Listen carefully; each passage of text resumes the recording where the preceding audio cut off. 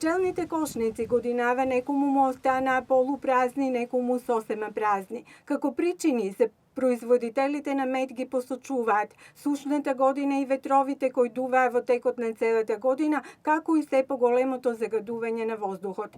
Пчелните ливади постануваат се посушни, а со тоа и се помалку посетени од вредните пчели кои упорно бараат цвет. Поради големата загаденост на воздухот, пчелите ги одминуваат сиромашните ливади и во кошницата доаѓаат празни, вели Никола Макаренко, долгогодишен одгледувач на пчели. Заедно со неговиот брат имаат 70 кошници. Годинава од нив собраа околу 140 килограми мед. Пчелите ги одгледуваат во селото Ажамжмалци, кое се наоѓа помеѓу градовите Неготино и Велес.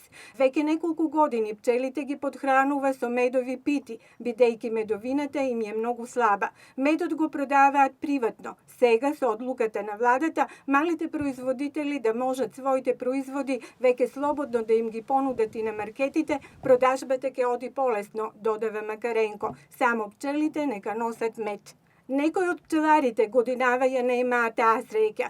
Пчелните кошници им останаа сосема празни. Тетка Трена пчелни семејства има во село Шопур, село кое се наоѓа покрај патот на делницата Штип-Радовиш, село каде годинава ниту една кошница не даде мед.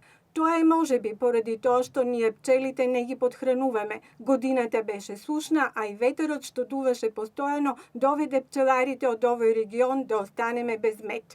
Од наредната година и ние ќе мораме да вршиме подхранување на пчелните семејства, заврши Трена. Чист мед во државава веќе речиси и да не постои. За да опстанат медопроизводителите мораат да ги подхрануваат пчелните семејства. Тоа им прави дополнителни трошоци, а кај купувачите ствара сомнеш за чистотата на купениот мед.